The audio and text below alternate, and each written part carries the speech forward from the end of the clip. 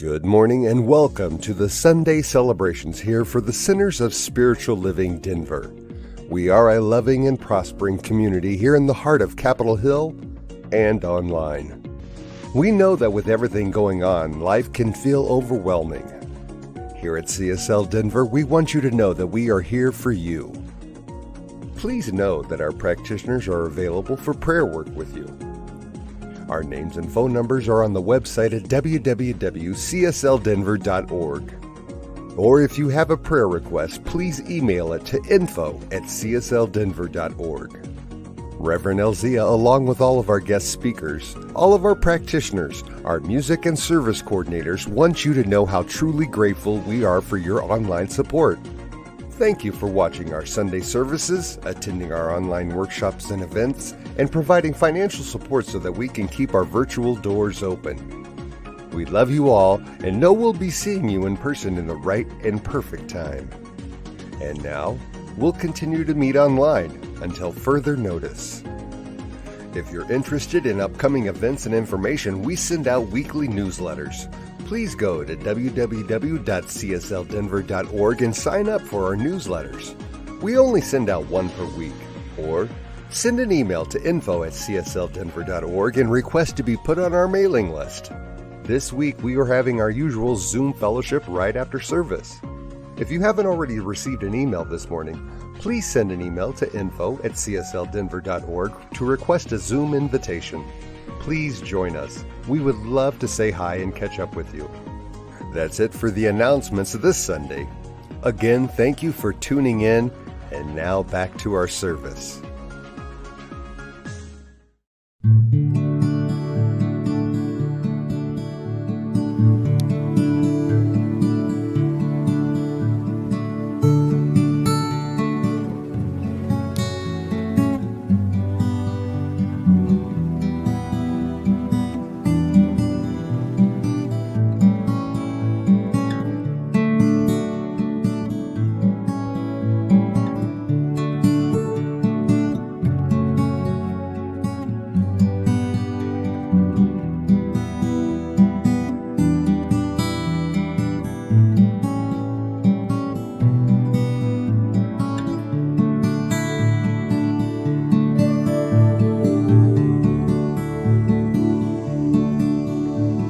Surely the presence of God is in this place.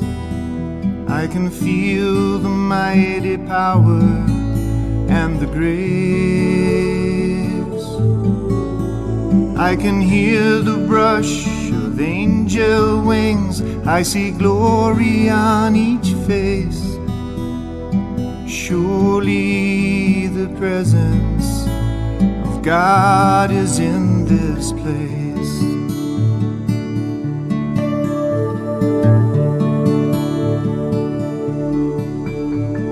Surely the presence of God is in this place. I can feel the mighty power and the grace.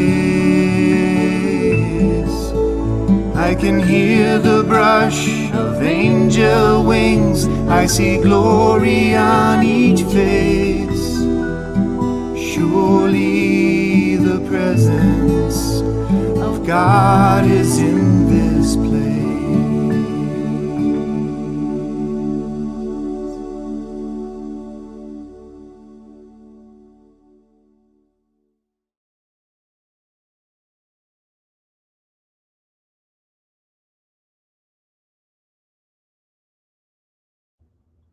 Good morning. I'm Alice Nutter, a practitioner here at CSL Denver, and I invite you to join me in our invocation. So if you're comfortable, please sit back and close your eyes, and here we go. Divine Spirit, I recognize the presence of Spirit everywhere in the universe, in, as, and through all that exists. The invisible essence of everything and the infinite source of all. That divine nature that lives, moves, and breathes all that is. And I know that each one of us on this in this service are one with that divine nature. We are that divine love, that divine light, that divine wisdom.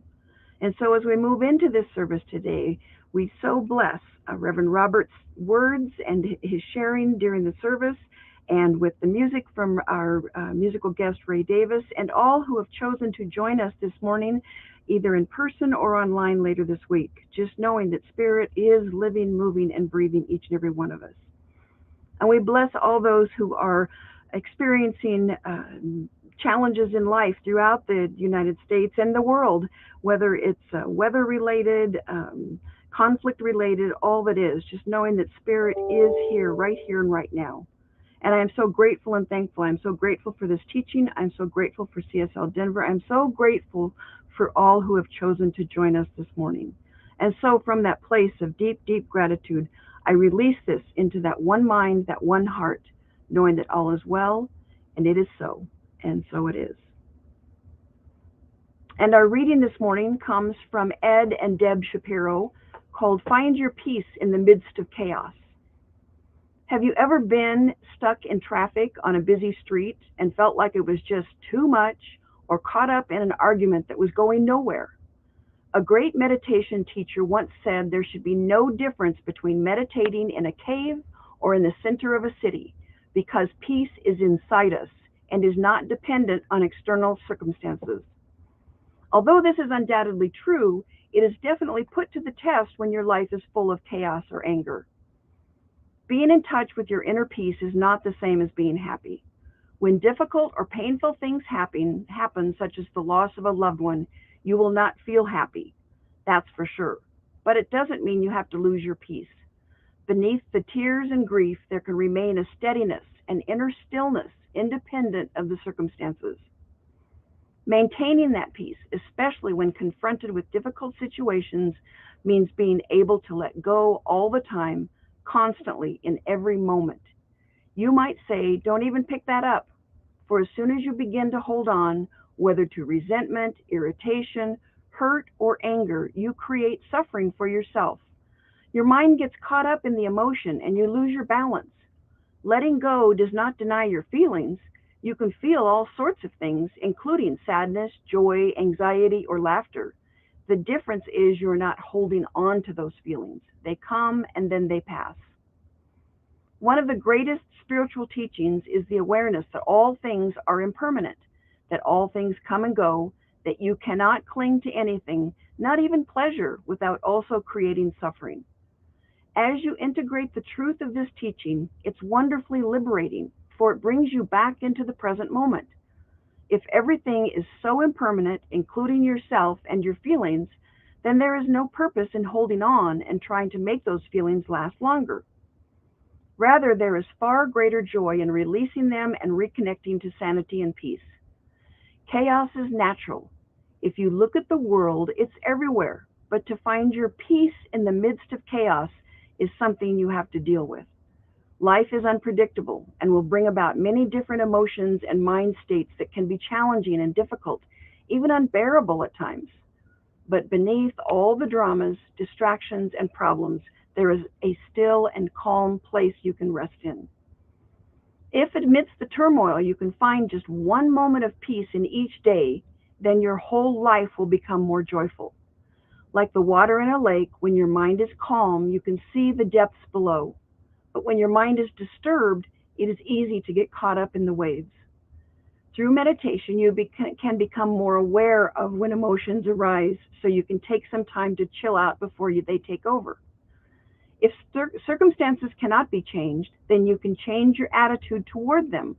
You may not be able to control the wind, but you can adjust your sails. You can either blame others, or you can relax into each moment as it arises. When you can just be with the way things are in the present moment, then that you can be free of complications, and that freedom is your peace. And now from our founder, Dr. Ernest Holmes, from Living the Science of Mind. Realizing that I am one with all people, I affirm that there is a silent power flowing through me and them, which blesses and heals and prospers, makes happy and glad their pathway. And realizing that the world is made up of people like myself, I bless the world and affirm that it shall come under this divine government of good, under the divine providence of love, and under the divine leadership of the supreme intelligence. For thine is the kingdom and the power and the glory forever. Amen. And now here's Ray Davis with the least of these. Thank you.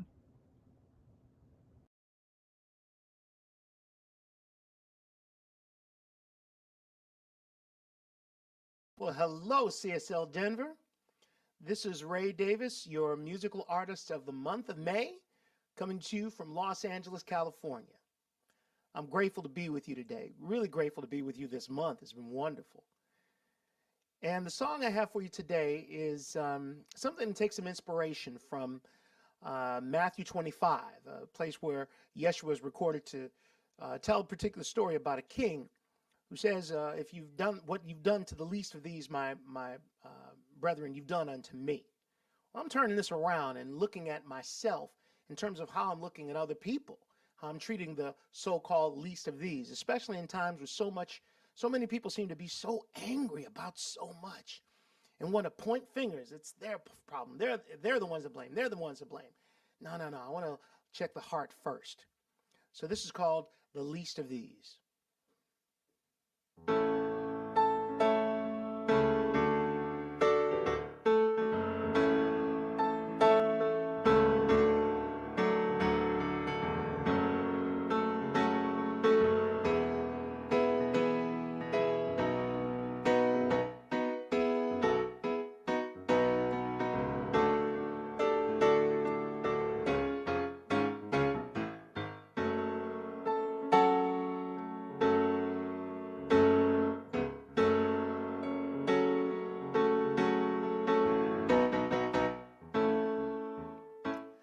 I've got something on my mind, and it's high time for my confession. To the world I may seem kind, and a success in my profession. But when I search deep in my soul, I find a hole about the size of your oppression. And I wonder, could it be the solution is calling for me? Whatever I've done to the least, whatever I've done to the least, oh, whatever I've done to the least of these. Well, I've done it to me.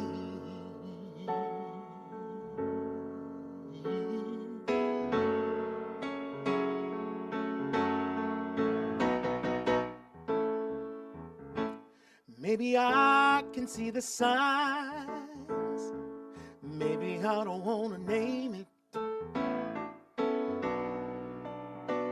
Maybe I believe some lies, but it breaks my heart to claim it. Oh no, maybe I can see the sign. Oh, come on.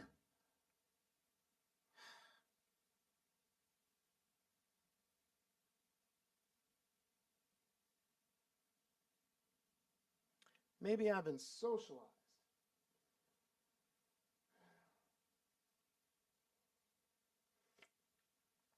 It's taken me 4 times as long to do this because I haven't rehearsed. God damn it. Let's try it again. Cut it, right? We cut. Action. Maybe I can see the signs. Socialized to minimize the pain. Okay. Action.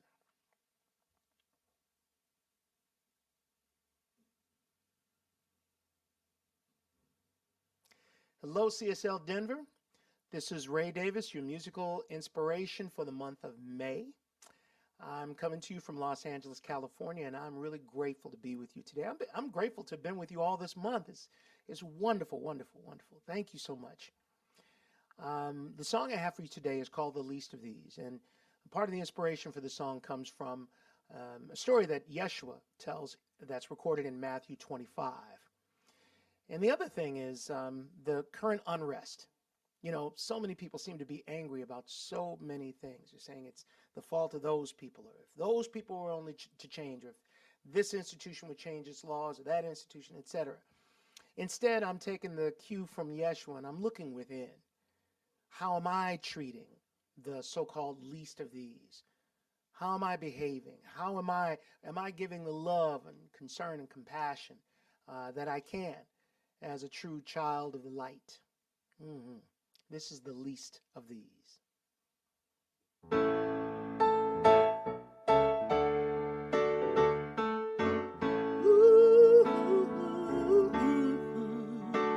La la la la la la la la.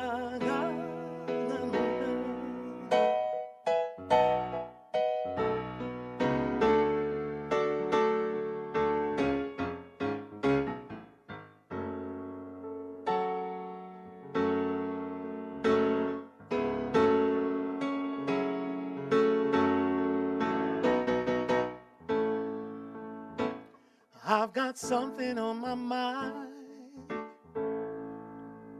and it's high time for my confession. To the world I may seem kind and a success in my profession, but when I search deep in my soul, I find a hole about the size of your oppression. Now I wonder, could it be the solution is calling for me? Whatever I've done to the least, whatever I've done to the least, oh, whatever I've done to the least of these, well, I've done it, I've done it, I've done it to me.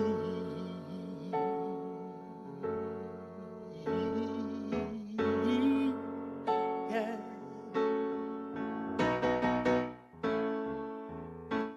Maybe I can see the signs, maybe I don't want to name it.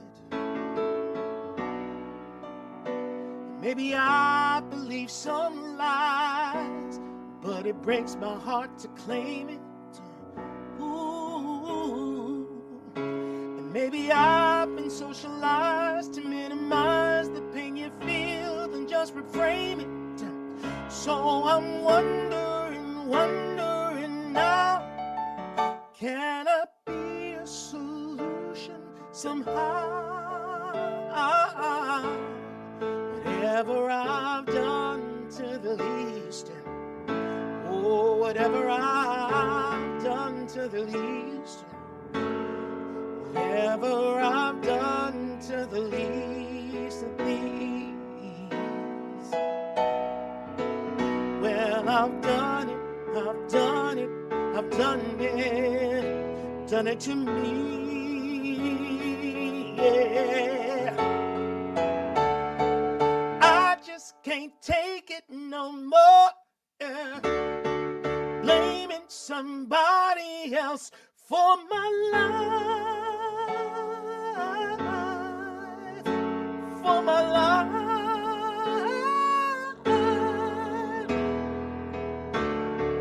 Now I am ready to start. I will change my mind, change my heart. I will open, really open to love, love, love, love, to love, love, love, love, love, love, love, sweet love.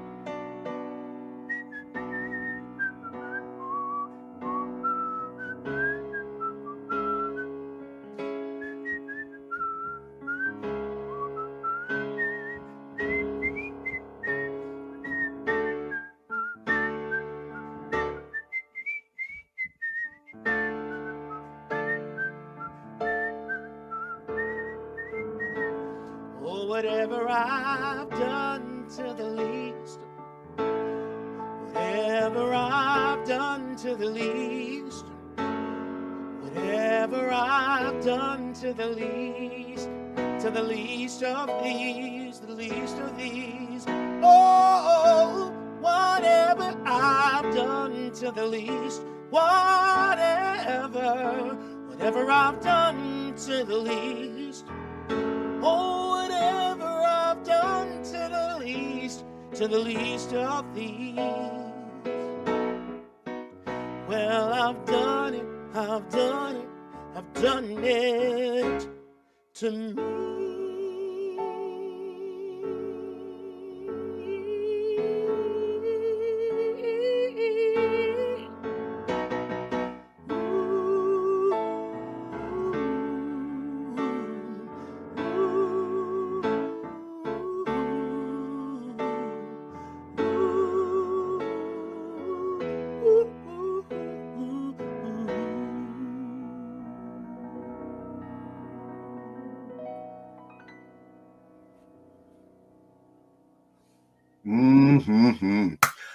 Oh, thank you, Ray.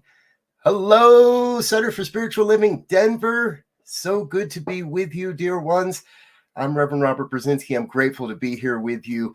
And we have got something special for you today, I got to tell you.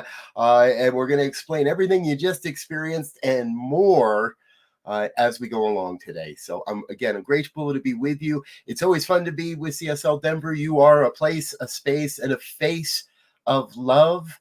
And love is in the air today, regardless of the talk title. Love is in the air. I do want to also say a quick thank you to Practitioner Alice for all the great words and what she brought to help set the tone for what we're going to experience today. For those that might be wondering, Reverend Elzia is off helping his youngest son graduate from college and being a part of that celebration. And I got to say, if you don't know, he was at the Avs game yesterday in St. Louis. So representing the Avs, go Elzia, go Avs. They did win that game, by the way. So we know that his cheering and his willingness to represent Denver went a long way there last night. All right, let's jump on into this. I want to share a couple of quotes with you to get started.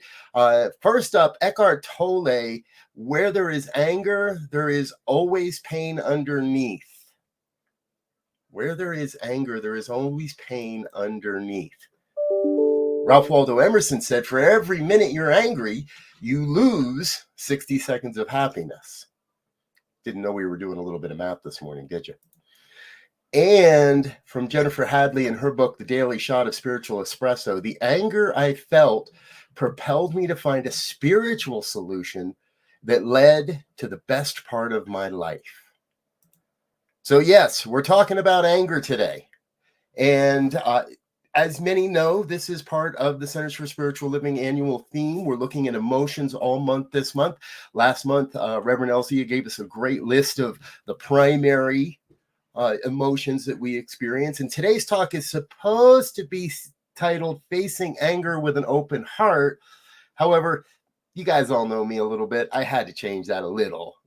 It's looking anger in the eye. Looking anger in the eye is what we're going to talk about today. Now, you may remember, if you're looking at that character going, why is that familiar?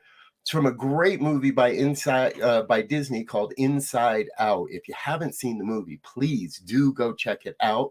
And it's a great movie on emotional intelligence. And that's part of what we're going to be talking about today as well. So it's all about anger. It's all about looking anger in the eye. Now, anger comes in many forms. And we can direct our anger towards ourselves or others. Our musician today, Ray, he gave us a great example of how to look anger in the eye. Express it, feel it. Don't have to get all wrapped up into it. Don't have to let it impact your future performance, and come right back with a heart of love to do what we're here to do. So thank you, Ray, for that great example. Now, in your life, anger might look a few different ways. It might look like this, especially if you're talking to, one of those big telecom companies or those big, huge corporations. And maybe it looks like this, somebody angry at you, Somebody pushing their anger in your direction. There seems to be a lot of anger going on here. In America today, I think we have an anger issue. I think we need to move in the direction of experiencing our anger, but not pushing our anger on others, not projecting our anger out into the world with others. Remember, Eckhart said, where there is anger, there is always pain underneath. And that pain shows up in a lot of different ways for a lot of different people.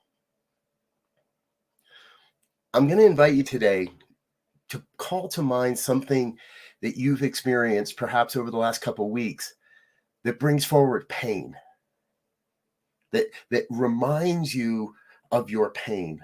We're going to hold that gently today. And I trust that as we move through this talk and as we move through this time together, we're going to be able to look at how to let go of that pain, or at least channel that pain and transmute that pain. Now, I love that word transmute, and I always like to remind people exactly what we mean when we say transmute around here. The dictionary definition is to change or alter in form, appearance, or nature, especially to a higher form. So what we're going to do is we're going to transmute the pain into a higher expression of itself, which might be peace, which might be love. The pain, the anger, we need to transmute that into something more. So Eckhart also gave us a great reminder that in many ways, when we look at the human life and the human condition, we have these four aspects: spiritual, mental, emotional, and physical. We have our physical body, our mental body, our spiritual body, our emotional body, and we can feel pain or anger at any of these different aspects. And it was Eckhart that added on the pain body on top of all of that. The pain body encompasses all of those. So as we go today, keep in mind, what is that pain that's been striking you? I'm going to share in just a moment or two a piece of the pain that I've been feeling for quite a while now. And we talk about it a lot. And it's actually two pieces of pain. And they impact, to some degree, not my physical body directly, but they impact my emotional and my mental body, very much so. And the solution to help alleviate the anger I feel from that is through the spiritual practices. And one of the things about anger is, if left unchecked, anger becomes hate. So today's talk is not something that we get to, kind of say, oh, yeah, that was nice. I'll put that, maybe I'll look at that at another time. No. Today is our call and our opportunity to look anger in the eye. To look at ourselves and say, what is it that drives my anger? What is it? How do I express when I am angry? So that it does not lead to pain, so it does not lead to hate. Hate is by far one of the most destructive emotions. And the truth is, I personally, if I find myself in that place, that's the marker, that's the place. Oh, I got to stop. And it can be innocuous, like, oh, I hate it when I get stuck in traffic. Oh, hold on, time out. There's a place to work. There's a place to use our practices to do our work. Or I hate it when this happens, or I hate it when that happens. So our first step, number one, is to become aware.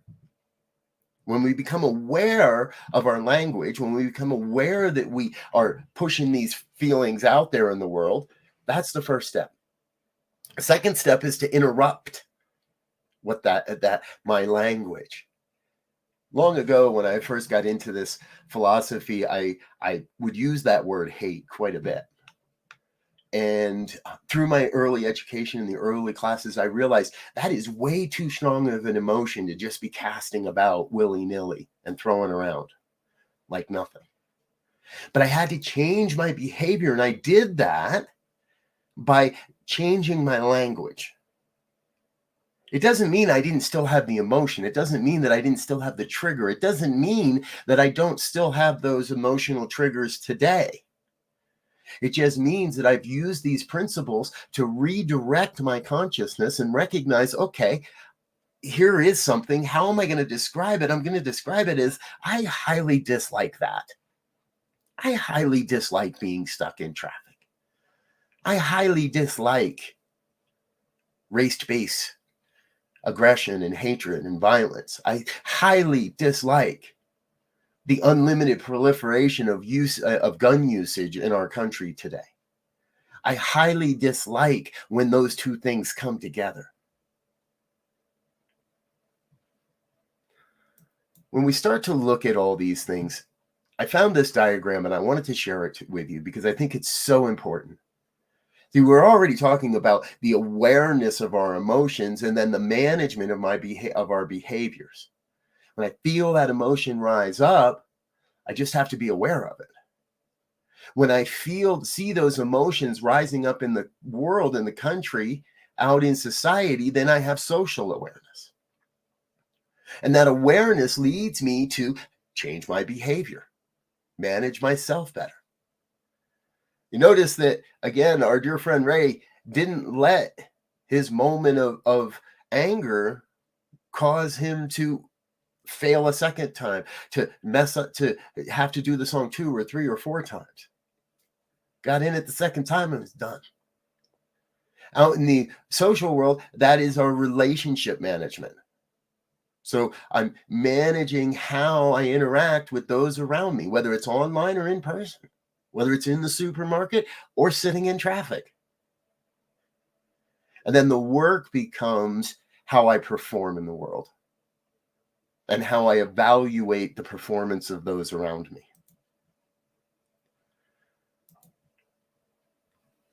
Life gives us the reminders I believe we need to be able to manage our anger so that it doesn't become the hate. And Master Yoda said it quite well as also. Fear leads to anger. Anger leads to hate. Hate leads to suffering. Master Yoda had a lot of good ones. That's one of my favorites. Fear leads to anger. Anger leads to hate. Hate leads to suffering. So whenever we find ourselves in any state of fear that the rent won't get paid, fear that the snow will bring the trees down on my house or my power lines, fear that this guy's got a gun, or fear even for others, fear that someone else might not have enough, fear that someone else might be impacted by actions of another. It's really easy to go from the fear to the anger like that. 0 to 60, fear to anger like that. And it's, as I've said, if left unchecked, the anger becomes hate really, really quickly. And then when we're in a state of hate, the absolute outcome has to be that we are personally suffering. We may not recognize that, but we are. I'd like to introduce you to someone I've never met, someone I knew nothing about until last Saturday. Last Saturday was one of those days.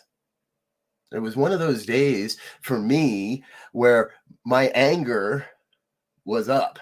I got to be honest. I am angry because two of the things that I feel most that pain me the most, race-based violence and unchecked gun usage. and gun violence, race-based violence and hatred, and gun violence.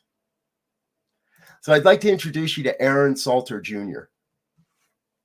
Aaron looked anger, looked fate, looked hate in the eye last Saturday.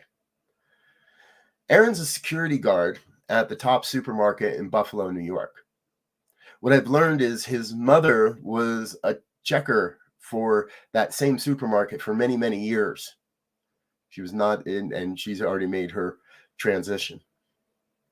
Aaron was a former Buffalo police lieutenant of over 30 years before he retired. He had 1 credit more to complete in his college degree. He was 55 years old. And he went back to school to get his degree and was 1 credit shy. Now, the college, Canisius, I'm hoping I'm saying that right, Canisius College in Buffalo, gave him a posthumous degree and awarded him the degree. And Aaron Salter's son, Aaron III, accepted that degree. Aaron loved working with cars and had started his own company, his own business to bring forward hydrogen-powered vehicles. He was working towards solutions in our world. And he was doing what he always did. He was a husband, he was a father, he was a son, he was a brother, he was an uncle. He was a man of his community. And in our lives, I believe the world is a lesser place that Aaron isn't here. And yet, to the last breath, he gave his gifts by looking anger in the eye. We honor Aaron. And I am pained, I am angry that once again, I am in a place where we're talking about this nexus, this intersection of race-based hatred and violence and gun violence. And yet we are, which means we still got work to do. We have to transmute the anger, the pain that we feel ourselves when events like this happen into something different, into a different form, a different appearance. We have to change the nature of our emotions to a higher form than the pain, the anger, and the hatred. See, Aaron was one of us. Aaron was family, whether we knew it or not. And family takes a lot of different perspectives. Maybe this represents your family. Maybe your family looks more like this. Or perhaps maybe your family looks more like this. Maybe your family has chosen just one child rather than many. Maybe your family is multi-generational with 3 or more generations living under the same household, under the same roof. Maybe your family has 2 moms or 2 dads, or maybe more than 2 parents. Maybe your family practices different customs and lives by a different culture. Maybe you're a single mom or a single dad. Maybe your family doesn't have children. Maybe you're part of the one human family. I want you to take a look at that picture for a minute, and I want you to find yourself. Because this picture represents all of us. You are there. You are part of this one human family. We are all one. And where one part of my family is injured or is in pain, then I have to look at that pain. I have to look at that anger. I have to look at that hatred in the eye and be willing to say, we transmute this, we shift this, we change this. We are the ones we've been waiting for to change all of this.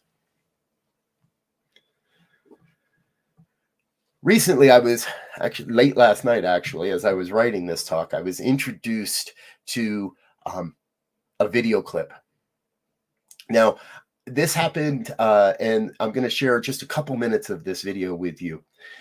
About a month ago now, Lionel Richie was awarded the Congressional Gershwin Award. And he was on stage to accept that award. And in the conclusion of his talk, this is what he said, and I'd like to share this with you. I'm celebrating tonight a collaboration of me and God, because we made a pact, or I made a pact to him, her, them, or they. I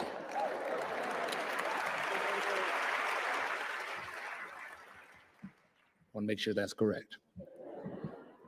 I made a pact that if you allow me to be a lyricist and to write words that touch people, I will make sure that I get the message that love is the only answer to everything we're doing. I said it last night, and I'll say it tonight. I travel the world, and all people really want me to say is, I love you. All they want to hear is, I love you. They all have mothers, they all have fathers, they all have sisters and brothers and family. We're all one big family. There's no place else to go. There's no place else that we live. So as I travel around the world, I realize we're all the same. We may live in different places, but these songs are as popular on the other side of the world as they are here in DC. I love you is forever the only words that the world wants to hear. And the day we finally realize that we're a family and not a tribe, we're a family and not a party, we're a family, the day that happens, we will clearly be united together as one. Thank you very much.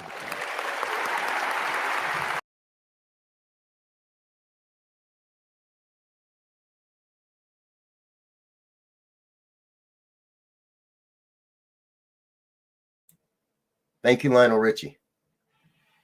I don't think I could have said it any better.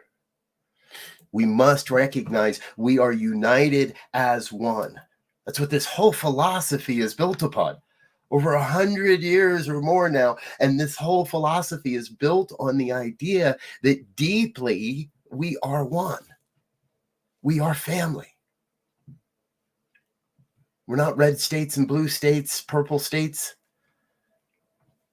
We're not these folks and those folks. And we are one. We are one human family.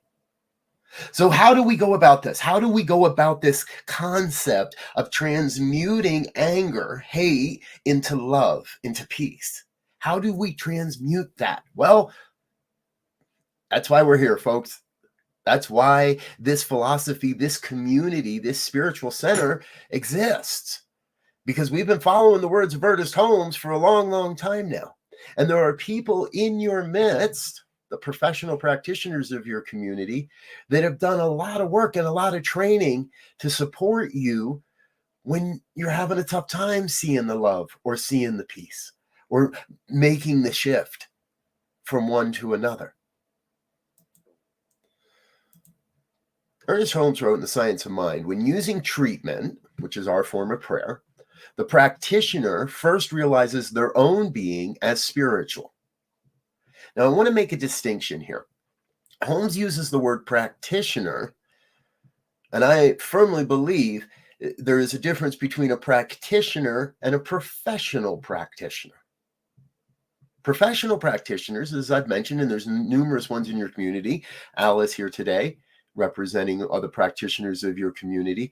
They've done more extensive study and more extensive practice, but everyone, has the ability to practice this philosophy, these teachings. So when using prayer, our form of prayer, affirmative treatment, the practitioner first realizes their own being as spiritual. Then we identify a false belief and bring the evidence of truth. In such degree as this acknowledgement is complete, our petition is transmuted into acceptance, and the mind feels that the object of its desire is already an accomplished fact. You get it? All we got to do is bring the truth. We are one family. We are love. And we must love like never before. Holmes, in another section of the textbook, this is all on page 59, writes, one should treat any given proposition until they prove their principle, no matter how long it takes. Lionel Richie said, maybe one day we'll finally realize. We should treat until we get results, no matter how long it takes, until we come to a realization that we are one family and that love is the sole impulse of our work here. Until there comes into our objective experience the actual outpouring of our subjective word. Treat until our objective experience is an actual outpouring of our subjective ideas, our word.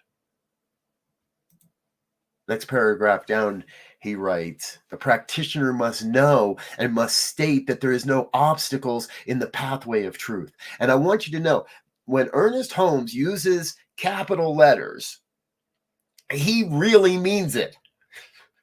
When he capitalizes a single word, it's a reference to the divine aspect of that word. But when he starts using all capital letters through an entire sentence, it is something important that he wants us to know. And that's exactly what he did in the book. And that's the way I've presented it here. The practitioner, you, every one of us, every one of on this planet must know. We must come to the knowing and must be willing to say it, to state that there are no obstacles in the pathway of truth. No matter what it might look like. Even if it looks like somebody with a gun, there are no obstacles to the pathway of truth. And a little bit farther down, he says, again, the practitioner must know that no mistakes can hinder or obstruct the flow of divine intelligence through God's idea. And God's idea is perfect being, manifesting the attributes of God in freedom, happiness, activity, and power, and that this truth is now manifest in their life. I believe more than ever before, we are being called to demonstrate the principles and the practices that we believe. And it's not that hard. We just got to get into it. We just have to do it. And so before I join in prayer, and that is how we do it, before we pray this up, I'd like to share with you an affirmation to take with you this week. I transmute my anger into a force of love for my human family. Now, I know it's kind of weird because we can't hear each other and we're not all in the same room, but would you say that out loud with me right now? Whether you're watching live or on a replay, speak this out loud right now. I transmute my anger into a force of love for my human family. One more time, this time with your eyes closed. Follow along, you know it. I transmute my anger into a force of love for my human family. Every one of them. No matter what. I transmute my anger into a force of love for my human family. What a great way to move into the week. Our call today is to go into the world and be love and allow yourself to be loved. Go be love. Transmute your fear, transmute your anger, transmute any hate you may experience or see or feel into a vibration of love and be that in the world. And let everyone around you, let the world, let everyone you encounter love you in return. For if you cast out that vibration of love, that vibration must return. Deeply we are one. If you're in a safe space and comfortable, and I invite you to close your eyes and join me in a prayer. Join me in an affirmation, a recognition that there is only one life. That life is God's life. That life is perfect. And that life is my life, your life, right now.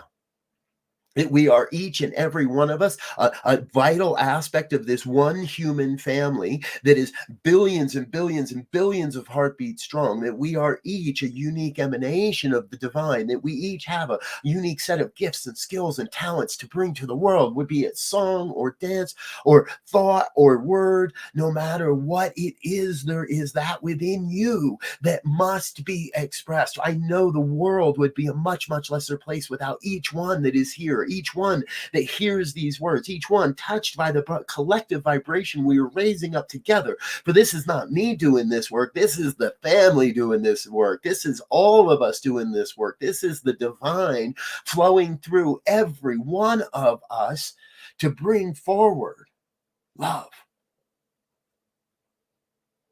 And that alone is enough.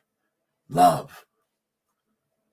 Peace is the byproduct of the love. Compassion is a byproduct of the love. Abundance and prosperity, the truth of humanity, all byproducts of one soul impulse in the world, which is to love and be loved. That is our call. That is our mission. That is the work we are here to do this day, to the next day, every day, to love and be loved. Love and be loved. That is the call. And so I affirm this truth. I speak this word. I raise up this vibration of peace and love and harmony and truth and all of it into the world, so that we each may give of our gifts, so that we may each feel that inner call, that inner drive to love unconditionally. To love. So I am grateful for the opportunity to be this love, to be in this sacred community.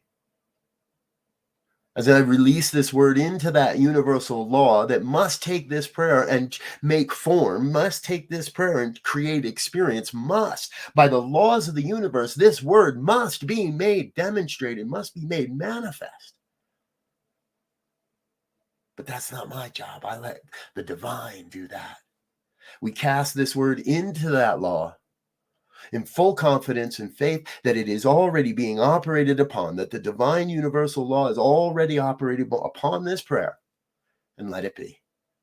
And if any word here has resonated in any way, I invite you to join me in an affirmation of truth as we say together.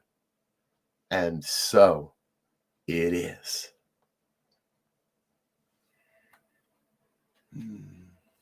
And so it is. Thank you, dear ones.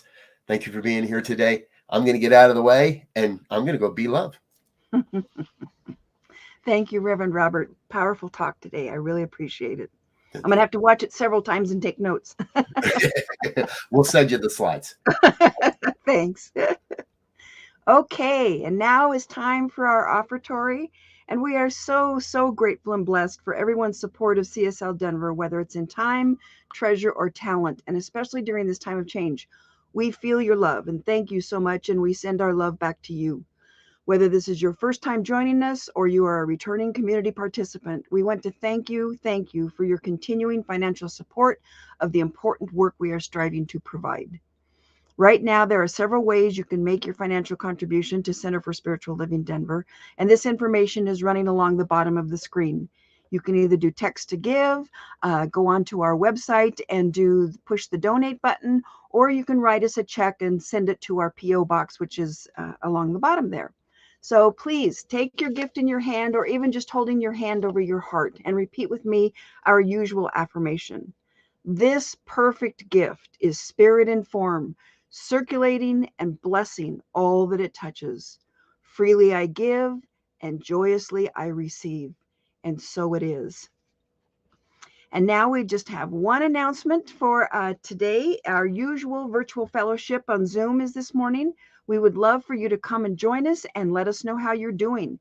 And we can discuss anger and love, that knowing that it's all about love. If you did not receive the Zoom invitation earlier this morning, please send an email to info@csldenver.org and mention fellowship, and we'll send you a Zoom invitation right away.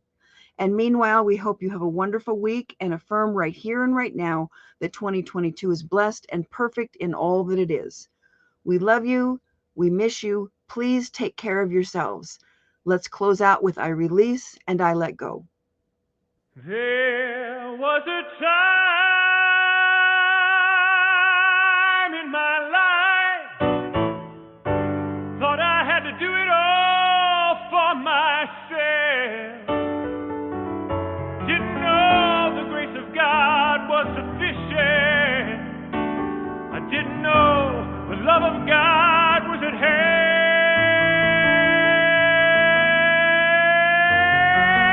But now I can say, if you are discouraged, struggling just to make it through another day, you gotta let it go. Gotta let it go. You gotta let it all go.